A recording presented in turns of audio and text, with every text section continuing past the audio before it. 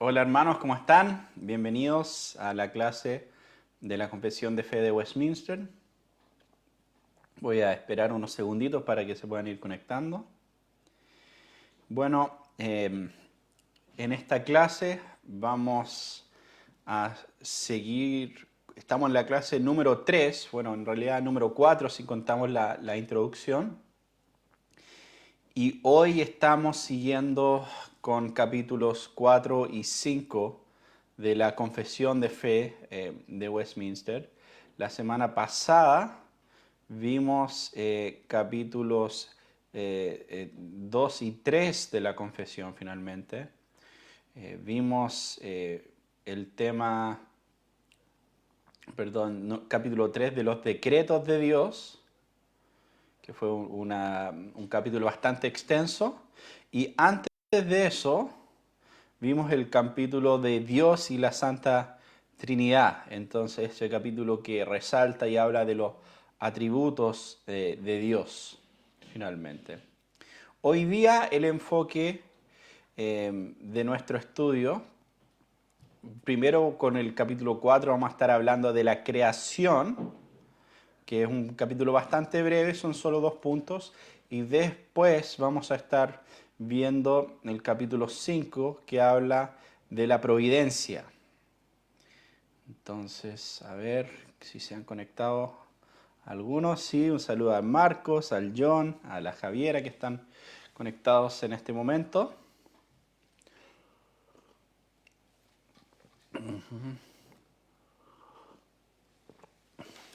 Muy bien, vamos a empezar entonces. Vamos a empezar con el capítulo 4 de la creación.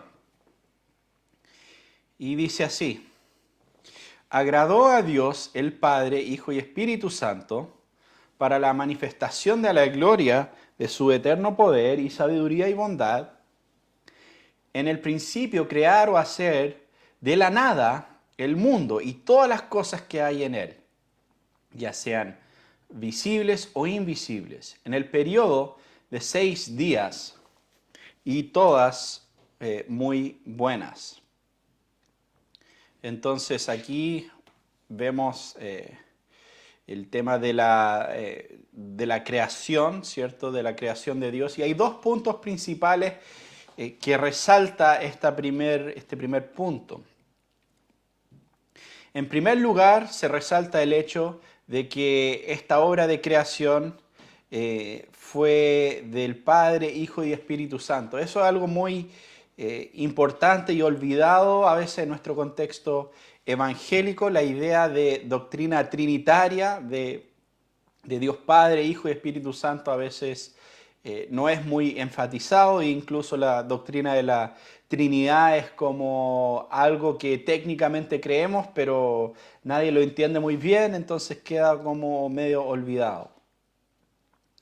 Pero enfatiza ese hecho que Dios Padre, Hijo y Espíritu Santo eh, fueron partícipes y les agradó este tema de crear finalmente para la manifestación de la gloria de su poder eterno, sabiduría y bondad, y, y enfatiza esto de crear o hacer de la nada el mundo y todas las cosas que hay en él, sean visibles o invisibles. Entonces esto incluye el mundo espiritual, incluye todo.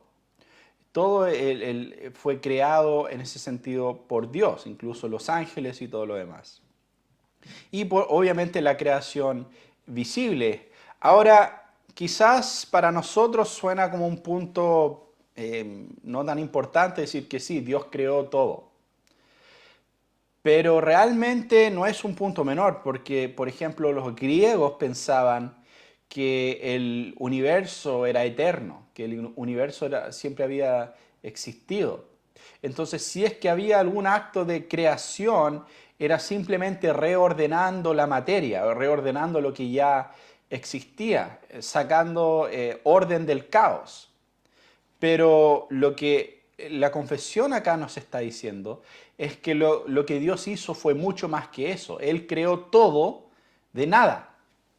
ese término en latín que habla de esto es ex nihilo, o sea, de la nada creó todo Dios. Y bueno, hay varios pasajes que mencionan esta realidad. eh, y, por ejemplo, Hebreos capítulo 1, o perdón, capítulo 11, versículo 3, habla de esta realidad de que lo visible fue hecho por el Dios invisible, que finalmente toda la creación fue hecho por Dios en ese sentido, en una manera especial y específico. Ahora, otro punto que también se enfatiza en esta sección y que es un punto, podremos decir, un poco controversial, sería la última parte de lo que acaba de decir, donde el texto de la confesión dice, y todas las cosas que hay en él, ya sean visibles o invisibles, en el periodo de 6 días, y todas muy buenas. Obviamente, lo de que creó todo bueno no es necesariamente controversial, pero en la parte donde dice el periodo de 6 días. Ahora, el tema de los primeros capítulos de Génesis, de la creación, de ese tiempo que se describe en esos primeros capítulos, ha sido de mucha controversia, especialmente en los últimos 200 años. Porque a primera vista mucho de lo que pasa en esos capítulos contradice lo que mucho de la ciencia moderna ha decidido en cuanto a el origen del mundo, el origen del ser humano, una perspectiva de la Tierra, que la Tierra ha existido por billones, miles de millones de años, ¿cierto? La perspectiva de que el ser humano finalmente evolucionó de seres inferiores. Incluso la idea de que Adán y Eva eran los padres de la humanidad, porque eso, o sea, el hecho de que hay solo una pareja, ¿cierto?, de donde viene toda la humanidad, contradice la teoría o las ideas en cuanto a la evolución. Entonces, este punto de los 6 días también sigue siendo algo controversial.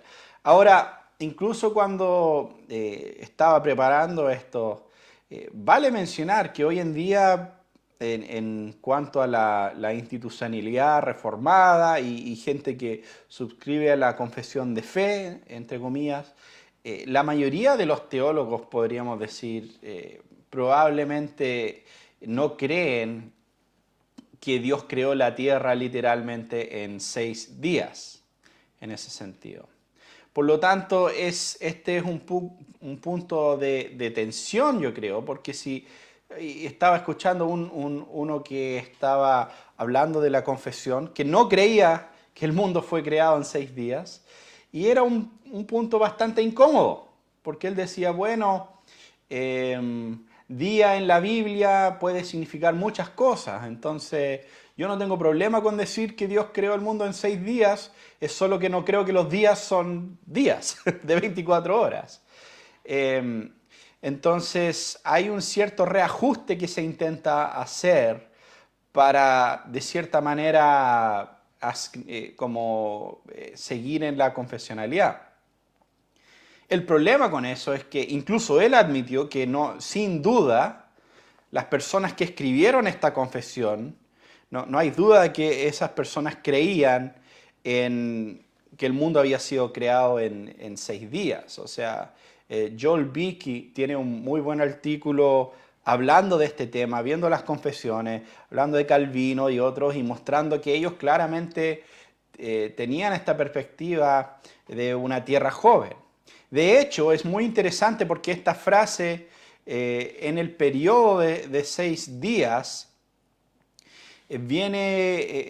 según Joel Beeke, viene directo de un escrito del obispo Ussher, el obispo James Ussher, que era un obispo de la iglesia anglicana irlandés, y él es famoso, más que nada, en su tiempo era un teólogo muy famoso, y especialmente por su obra donde calcula la historia del mundo, hace una cronología de la historia del mundo usando la Biblia y usando las genealogías en la Biblia, hace una cronología en cuanto al origen del mundo hasta el tiempo actual de él. Y de hecho, él hasta llega al cálculo que el mundo fue creado en el año 4400 antes de Cristo. No me acuerdo, creo que era un sábado en octubre, algo así. Entonces, él hace un cálculo bastante específico en cuanto a eso y sin duda no aceptaba estas ideas de miles de millones de años y todo lo demás. Y de hecho esta frase en el periodo de 6 días viene de uno de sus escritos, de una parte de uno de los artículos de la confesión irlandesa en el que estaba trabajando. Usó esta frase y eso después entra a la confesión de fe Westminster y también a través de Westminster también llega a algunas otras confesiones, lo que Joel Beeke menciona en cuanto a eso. Entonces, de hecho, el obispo Ussher fue invitado a la asamblea de Westminster, pero no aceptó la invitación. Aún así era un teólogo muy influyente en ese tiempo y sus ideas claramente influenciaron la confesión en sí. Entonces, un punto interesante a considerar.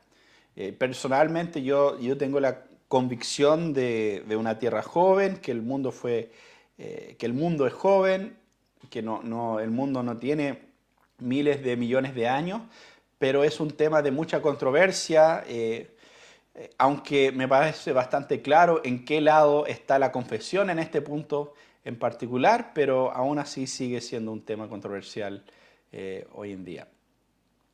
Muy bien, vamos al punto número 2 de la confesión del capítulo 4.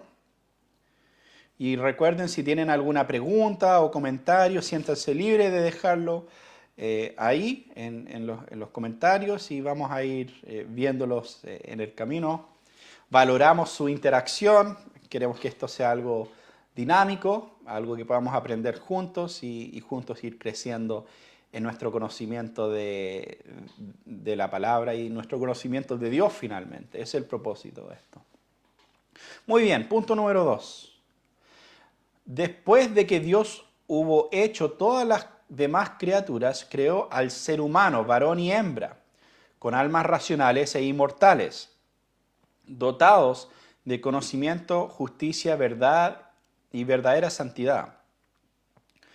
Según su propia imagen, ellos tenían la ley de Dios escrita en sus corazones y el poder para cumplirla. Sin embargo, con la posibilidad de transgredirla, siendo dejados a la libertad de su propia voluntad, la cual estaba sujeta al cambio. Además de esta ley escrita en sus corazones, ellos recibieron el mandamiento de no comer del árbol del conocimiento del bien y del mal, y mientras ellos guardaron este mandamiento, fueron felices en su comunión con Dios y tenían dominio sobre las criaturas. Este segundo punto claramente se enfoca en la creación del hombre, en la creación del ser humano. Otro punto también relacionado a lo primero, o sea, que el hombre no era simplemente el final de un proceso evolutivo de seres inferiores que fueron evolucionando, sino que fue una creación especial de Dios, creado tal como es finalmente. Y vemos que también habla un poco sobre la voluntad del hombre acá. Habla de que Dios creó al hombre con la habilidad de obedecer, pero también de desobedecer. Y el árbol fue una prueba de su obediencia. Ahora, sin duda hay varias cosas interesantes acá y estamos tentados a entrar en este tema, pero los próximos capítulos de la confesión vuelven a lo mismo, pero en mucho más detalle. Entonces voy a reservar mis comentarios para cuando lleguemos a esos capítulos. Entonces, el punto principal en cuanto a la creación es, Dios creó todo de nada, ¿cierto? Dios lo creó en 6 días. Dios creó al hombre como una creación especial de él y le dio dominio sobre todas las criaturas y le dio la posibilidad de obediencia o de desobediencia. Ahora vamos al capítulo 5. El capítulo 5 dice así: Dios, el gran creador de todas las cosas, sostiene, dirige y dispone y gobierna a todas las criaturas, las acciones y las cosas, desde la más grande hasta la más pequeña, por medio de su más sabia y santa providencia, según su infalible presciencia y el libre e inmutable consejo de su propia voluntad, para la alabanza de la gloria de su sabiduría, poder, justicia, bondad y misericordia. Muy bien, este primer punto habla de la providencia de Dios. Ahora, ¿qué es este tema de la providencia? Quizá un poco confuso a esta altura porque hemos hablado de la soberanía de Dios, hemos hablado de la predestinación, pero ¿qué es esta palabra providencia?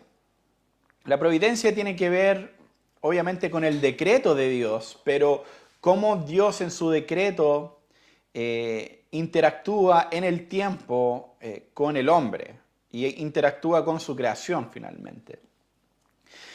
Por lo general, en eso es lo que se enfoca este tema de la providencia de Dios. Y este primer punto es sencillo, o sea, Dios sostiene todas las cosas, todo este universo, no somos deístas, no creemos que el universo simplemente Dios lo creó y lo dejó andando como un ejemplo antiguo que se usaba. Hoy en día ya todos tienen el reloj en su teléfono, pero antiguamente había que dar vuelta el reloj para dejarlo funcionar, ¿cierto? Y usan el ejemplo los deístas como que Dios tomó el universo, lo dejó andando y lo abandonó y lo dejó a su suerte finalmente, dejó que siguiera el curso de lo que ya había hecho en ese sentido. Pero ese no es el Dios que servimos. El Dios que servimos es un Dios que sostiene todas las cosas. Eh, entonces, en ese sentido, Dios no está de vacaciones en ese sentido, sino que interactúa con su creación. Y gobierna sobre este mundo, ¿cierto? Vemos en muchos pasajes esta realidad en Salmo 135:6. Todo lo que Jehová quiere lo hace, los cielos y la tierra y los mares y todos los abismos. Entonces Dios, o también cuando Pablo está hablando en Atenas, ¿cierto? A los filósofos en Hechos 17, 25 y 26, ni es honrado por manos de hombres como si necesitase de algo, pues Él es quien da a todo vida y aliento y todas las cosas. Es Dios finalmente el que da vida, Dios el que sostiene el universo y nuestras vidas y todo lo demás. Y vemos que lo hace por medio de, como ya mencioné, su santa providencia. Entonces, en ese sentido, vemos cómo Dios interactúa con nosotros y con su creación. Muy bien. Punto número 2. Aunque todas las cosas acontecen inmutablemente y infaliblemente con relación a la presencia y decreto de Dios, quien es la causa primera, sin embargo, por la misma providencia, Él las ha ordenado para que sucedan de acuerdo con la naturaleza de las causas secundarias, ya sea necesaria, libre o contingentemente. Esto tiene que ver con el hecho de que algo que hablamos también en el capítulo 3, me parece, en cuanto a los decretos de Dios, donde vemos la realidad de causas secundarias. Y es por eso que nosotros, Dios ha creado leyes de la naturaleza, por ejemplo. Y en ese sentido, vemos que Dios, hay cursos regulares de las cosas, hay primavera, hay verano, hay estaciones, se mueven todo lo demás, o sea, todo lo que está en el orden creado tiene un orden, finalmente. Eso, en ese sentido, es lo que Dios usa en términos generales en cuanto a sostener todas las cosas.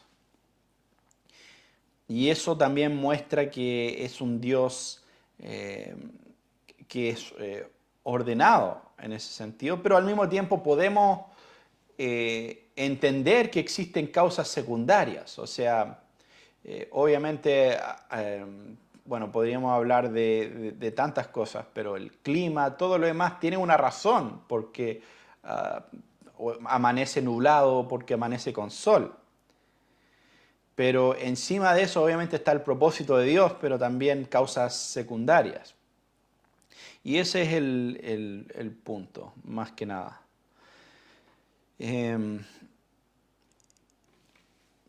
Pero ahora vemos el punto número 3, que está relacionado al punto número 2. Dice, en su ordinaria providencia, Dios hace uso de medios. No obstante, es libre para obrar sin ellos, sobre ellos y contra ellos, según le plazca. Ahora, ¿qué está diciendo esto? ¿Qué vemos acá en el punto número 3? Está diciendo que sí, Dios usa, en su ordinaria providencia, usa ciertos medios. Hay ciertos patrones normales en la naturaleza, en la vida, que siguen su curso. Pero, y aquí está la diferencia con los deístas, Dios no es esclavo de esos medios que usa. Él es libre para obrar sin esos medios, sobre ellos y contra ellos, según le plazca. Y esto tiene que ver, lamentablemente no podían haber usado el lenguaje, pero esto está hablando finalmente de milagros, que Dios puede intervenir en la naturaleza y hacer cosas que quebrantan las leyes naturales, por así decirlo. Y eso es lo que vemos a través de la Biblia. Vemos a Jesús calmando una tormenta. Vemos tantas cosas, o sea, que son actos sobrenaturales de Dios. Vemos, ¿cierto? Elías o Eliseo, no me acuerdo, que estaban cortando árboles y a alguien se le cayó la cabeza del hacha al río y, de hierro y hace que flote cuando le piden al Señor. Entonces, Dios puede obrar de una manera sobrenatural. Dios puede intervenir incluso con las leyes que Él mismo ha creado. Y ese es un punto muy importante porque no somos naturalistas, no somos materialistas. A veces en la fe reformada se acusa de ser muy frío, muy en contra de cualquier cosa rara que digamos, cualquier cosa que se escape de lo ordenado y lo natural. Pero no, vemos acá que sí entendemos y reconocemos que Dios obra de manera sobrenatural y es libre de ir incluso en contra de las leyes naturales si tiene un propósito soberano en eso. Y eso es lo que reconocemos hasta el día de hoy. Ok, punto número 4. El poder todopoderoso, la inescrutable sabiduría y la infinita bondad de Dios se manifiestan de tal manera en su providencia que se extiende hasta la primera caída y todos los otros pecados de ángeles y de seres humanos. Y eso no por un mero permiso, sino también limitándolos de manera sapientista y poderosísima, ordenándolos y gobernándolos de varias maneras en una dispensación multiforme para sus propios fines santos, pero de tal modo de que lo pecaminoso solo procede de la criatura y no de Dios, quien es santísimo y justísimo, y no es ni puede ser el autor o aprobador del pecado. Hay varias preguntas que son bastante difíciles de responder y que muchos cristianos y gente que no son cristianos, ¿cierto? Luchan con esto y se cuestionan esto. Y a veces las preguntas difíciles es fácil evadirlas, es fácil ignorarlas. Pero vemos aquí en la Confesión de Fe de Westminster, en esta sección 5, los autores de la confesión no están evadiendo la pregunta. De hecho, van directamente al grano, van directamente a lo que todos quieren saber, a lo que realmente es complicado. Y es la pregunta, bueno, si Dios es todopoderoso, si Dios tiene su decreto y si Dios obra por medio de su providencia, ¿qué pasa con el pecado? ¿Qué pasa con la maldad en el mundo? ¿Qué pasa con hombres y ángeles caídos? ¿Eso estaba en el plan de Dios? ¿Eso es parte de su providencia? Y la respuesta de Westminster es sí, es parte de su providencia. Su providencia se extiende hasta la caída y todos los otros pecados de ángeles y todos los seres humanos.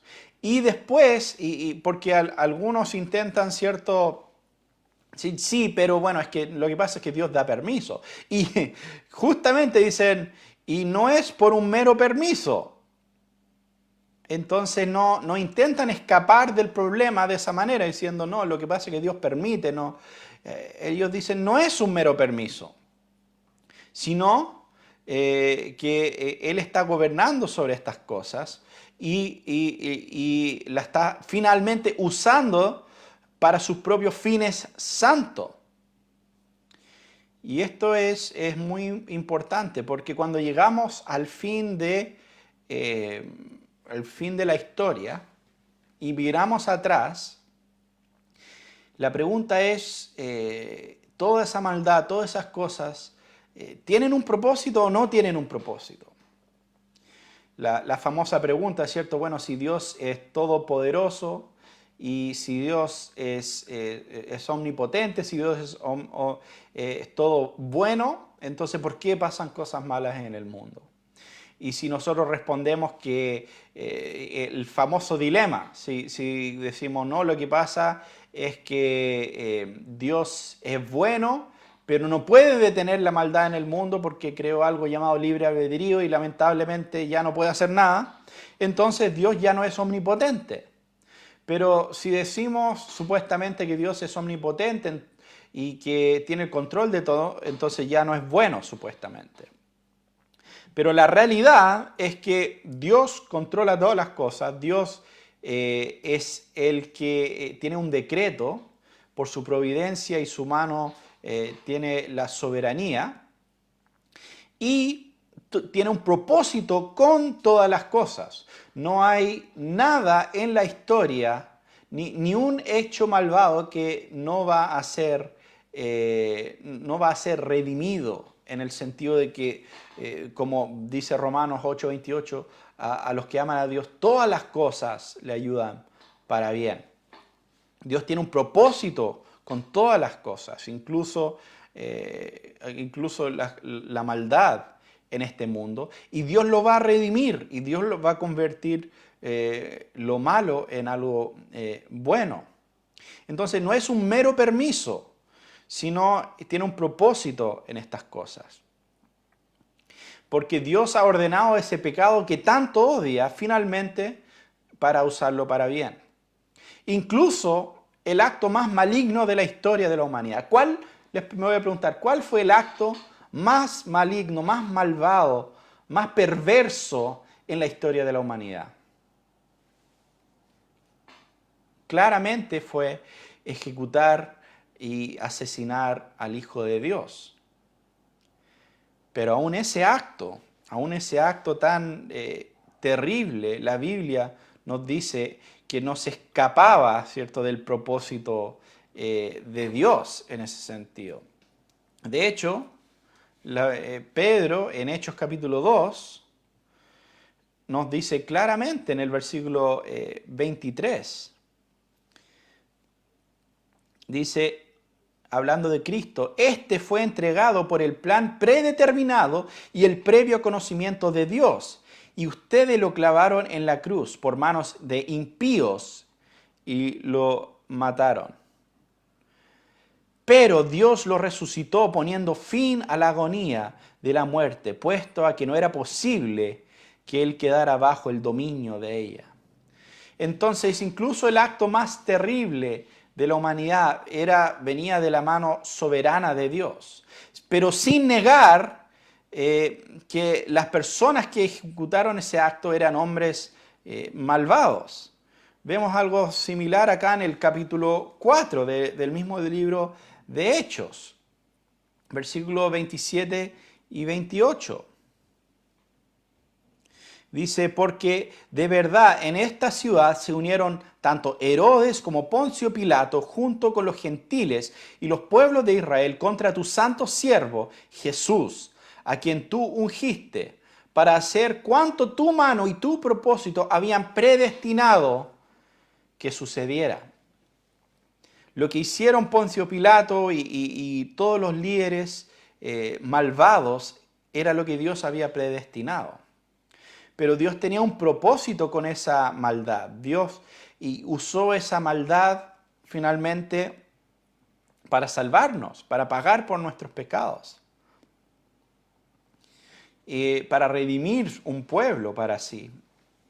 Por lo tanto, si Dios puede redimir incluso la muerte, el asesinato de su Hijo, ¿qué crees que va a hacer con el dolor, con la maldad que has vivido? Él lo va a redimir. Quizás no vas a entender ahora, quizás no vamos a entender en estos tiempos por qué pasan las cosas, pero sabemos que el Señor tiene un propósito en medio de todo. Ahora, Dios hace todo esto sin ser autor del pecado, nos dice acá.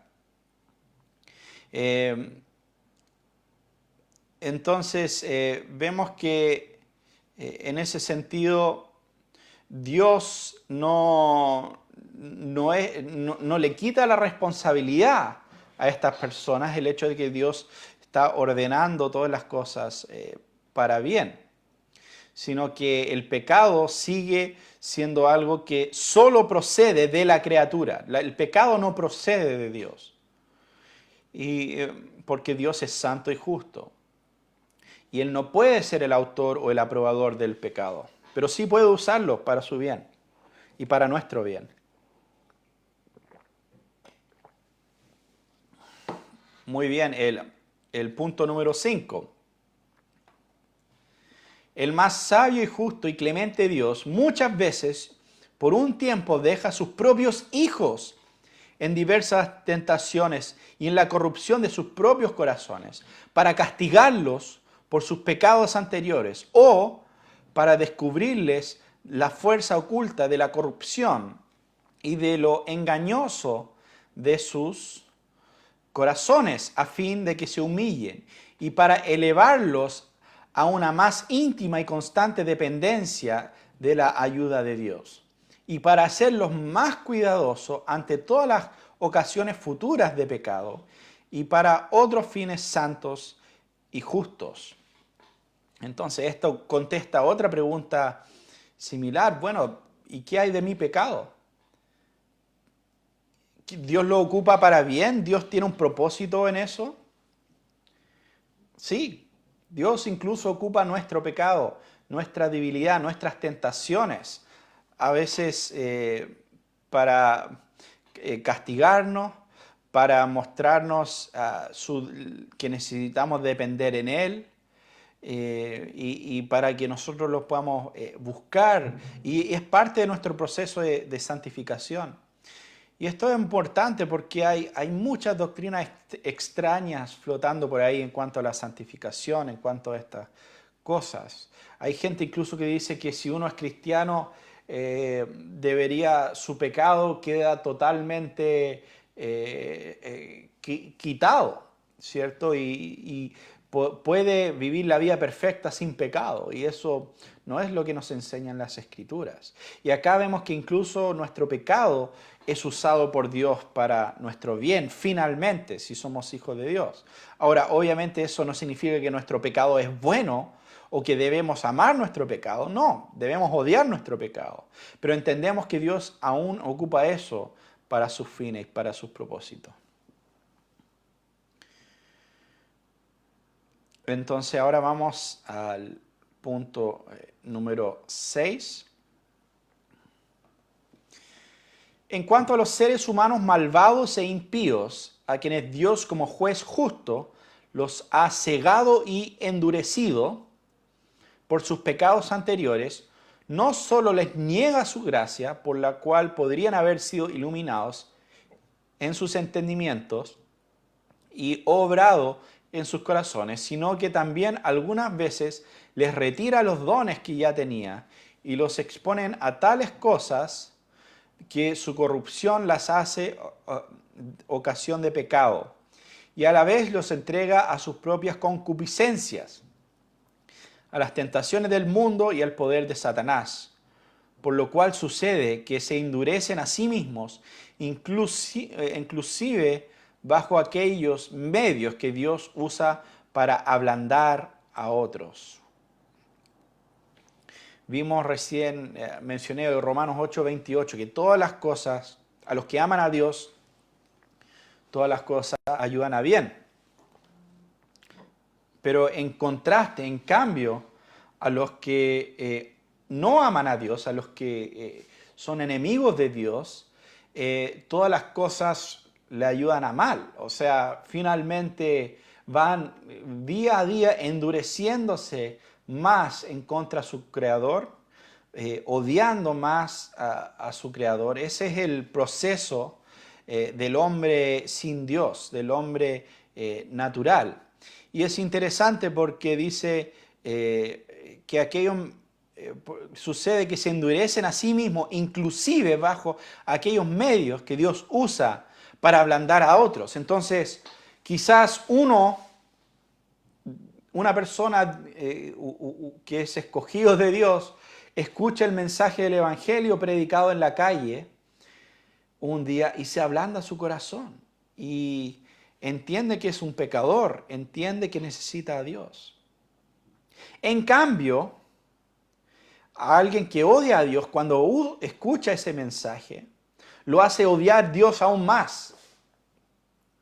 Este es un punto muy importante que debemos entender porque hemos caído en una visión de la iglesia, una visión de la predicación antropocéntrica, centrada en el hombre, donde finalmente intentamos apelar a la carnalidad del hombre para atraerlo a Dios.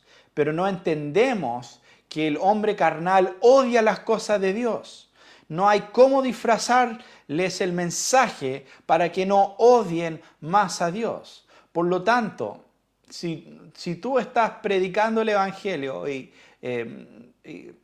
de tal manera para entretener a las cabras, como decía Spurgeon, ¿cierto? Hay predicadores que buscan, que no están alimentando las ovejas, sino que están de payaso entreteniendo a las cabras. Si haces eso, lo único que vas a hacer es dejar a las ovejas hambrientas y no vas a cambiar absolutamente nada, porque estas personas que odian a Dios, entre más escuchan el mensaje, más lo odian. Y es algo muy lamentable. Finalmente, si nuestra iglesia parece más, no hay convicción de pecado, no hay, todos se sienten muy cómodos, siempre hay un problema. Por eso los medios que Dios usa para ablandar a otros, ¿cierto? La predicación de la palabra y otras cosas donde nosotros entendemos que estamos mal y volvemos a Cristo y corremos a Cristo, ese mismo mensaje, como dice Pablo, es el olor de muerte para los que se están perdiendo. Ese mismo mensaje es odiado por los que se están perdiendo. Bueno, y de hecho ese es uno de los textos que se cita acá en la confesión, bajo ese último punto, Colosenses 2:15 y 16. Porque para Dios somos grato olor de Cristo en los que se salvan, y en los que se pierden, a estos ciertamente olor de muerte, a aquellos olor y a aquellos olor de vida. Para estas cosas, ¿quién es suficiente? Entonces Pablo dice la misma, habla de la presencia de ellos predicando el Evangelio. Para los que se están salvando es un olor fragante, para los que se están perdiendo huele a muerte finalmente. Y esto es lo que tenemos que entender. Nunca, si estamos agradando al mundo, lo estamos haciendo a costa de nuestra obediencia a Dios y obediencia al Evangelio. Finalmente, y esto es muy importante, hay como una consecuencia epistémica que ocurre, donde el ser humano, cada vez que se aleja más de Dios, se hace menos humano. Y esto es algo, me acuerdo hace un tiempo escuchando un mensaje de Paul Washer, hablaba de esto. Y él hablaba sobre las personas, lo terrible que es pensar que las personas que conocemos, muchos de ellos, a veces son personas muy cercanas, no conocen a Dios y nunca van a conocer a Dios y van a pasar una eternidad en el infierno. Y ese es un pensamiento terrible, sin duda. Pero Paul Washer decía, la razón que pensamos que eso es terrible es porque en este momento los vemos en el contexto de la gracia común de Dios. Vemos la imagen de Dios distorsionada, pero presente, aún en el ser humano pecaminoso. Pero en ese día del juicio, en ese día final, toda la gracia común va a desaparecer y solo va a quedar el condensado, puro corazón, enemigo de Dios, odiando a Dios. No va a quedar nada más. Y eso es lo que va a ser lanzado al infierno. No esa persona que tú conoces hoy, no esa persona que tú amas, esa persona, sino que la esencia, cuando Dios finalmente quite su mano de misericordia, porque la gracia común, el hecho de que personas que odian a Dios hoy en día despiertan y viven muchas cosas buenas en sus vidas, es solamente la gracia de Dios. Algún día eso va a desaparecer y con eso va a desaparecer todo lo que tú amabas y todo lo que tú atesorabas incluso de esas personas. Sin duda es algo muy profundo y terrible de considerar. Pero las mismas cosas, ¿cierto? Incluso dificultades que nos están llevando a nosotros a crecer, a conocer más a Dios, están llevando a otros a caer más en un corazón amargo, duro, que no es sensible a las cosas de Dios. Entonces vemos esos dos caminos, ¿cierto? Todas las cosas a los que aman a Dios le ayudan a bien, y todas las cosas a los que odian a Dios y están endurecidos finalmente. Obviamente esto es el contexto final. En esta vida no hay ninguna causa demasiado difícil para Dios en ese sentido. Si Dios quiere salvar a alguien, puede salvarlo los últimos 5 minutos de su vida y en la condición que Él quiera. Pero en el tema cósmico, si es que tuviera unos lentes para ver los elegidos y los no elegidos, cosa que no tengo, veríamos eso. Vemos que los que aman a Dios, todas las cosas los ayudan a bien, y los que finalmente son rebeldes en contra de Dios y van a morir de esa manera, todas las cosas lo hace endurecerse más en su rebelión contra el Creador. Muy bien, ahora vamos al último punto, el punto número 7, que dice así: aunque la providencia de Dios en general alcanza a todas las criaturas, asimismo, de una manera muy especial cuida de su iglesia y dispone todas las cosas para el bien de ella. Finalmente, en esto vemos que la razón por la cual existe la creación no es porque a Dios le faltaba algo, como hablamos antes, sino que en ese sentido todo esto es para nosotros. Todo esto es lo que Dios nos ha dado en cuanto a su creación, en cuanto a este mundo. Entonces, en ese sentido es muy importante que podamos entender eso, que Dios ha puesto todo para su pueblo. La razón que existe, la historia y todo lo que ha ocurrido, el cielo, la tierra, todo lo demás, es para sus hijos. En el mundo actual hemos caído muchas veces en la idolatría de pensar que nosotros existimos para el mundo, que la madre tierra es lo esencial, que la creación es lo esencial, y que el ser humano es una plaga sobre este orden creado. Y sin duda, como la tierra es para nosotros, también debemos cuidar de ella. No estoy negando eso.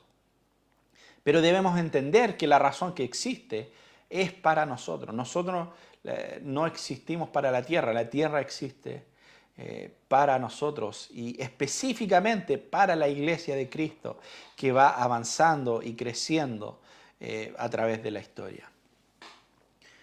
Muy bien, hemos llegado al fin de la clase de hoy. Si tienen alguna pregunta, algún comentario, pueden escribirlo ahí en los comentarios. Solamente un anuncio, porque vamos a hacer algo un poco más interactivo esta semana, para que puedan, una pequeña tarea para la casa. Hemos terminado ahora el capítulo número 5. Y mira, sin duda hemos pasado rápidamente por esto. Obviamente, muchas de estas, es increíble esta conversión, porque a veces una pequeña frase esconde pero todo un tema, y podríamos estar 1 hora, 2 horas hablando de uno de los puntos de esta confesión. Entonces quiero darles una pequeña tarea a cada uno de ustedes que están viendo y los que van a ver después. Si pueden volver atrás a los últimos 5 capítulos y pueden buscar uno de los párrafos de la confesión, y ni siquiera tiene que ser todo el párrafo, puede incluso ser uno de los puntos solamente.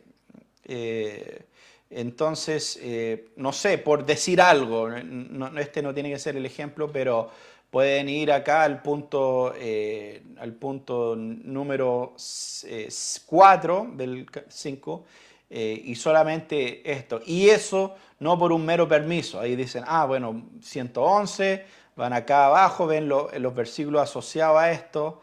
Y también pueden ver la confesión, o sea, el comentario de la confesión de Charles Hodge, no, perdón, de Alexander Hodge, del hijo de Charles Hodge, que está también, si ven más atrás en los comentarios, pueden ver la confesión, o sea, el comentario sobre la confesión de fe. Elijan uno de esos pequeños puntos y graben un video de 5 minutos o máximo 10 minutos explicando, y puede ser un punto que les llamó mucho la atención, que les gustó mucho para profundizar un poco más, o puede ser un punto quizás que no entendieron muy bien y dicen, ¿sabes qué? Quiero profundizar un poquito más en eso. Usen la confesión, usen los versículos que están ahí y usen el comentario de Hodge sobre la confesión. Ahí hay bastante material y más que suficiente para hacer un pequeño videíto de 5 minutos. Así que hacen su video de aquí al viernes, lo publican acá mismo en el grupo. Obviamente este es un grupo cerrado, entonces son solo los que están en esta clase los que van a ver su video, no se preocupen. Pero es un desafío para cada uno de ustedes para esta semana. Y sin duda va a ser bueno escuchar de ustedes, ver lo que están aprendiendo y todos vamos a ser edificados escuchándoles en estos días. Así que ese es el desafío para la semana y les pido que puedan tomar ese desafío y nos estaremos viendo la próxima semana, el próximo martes. Un saludo a todos, a la Swami, a Pilar, al John, a Marco Fernández, a la Daniela, a todos los que han estado sintonizando y nos vemos la próxima semana.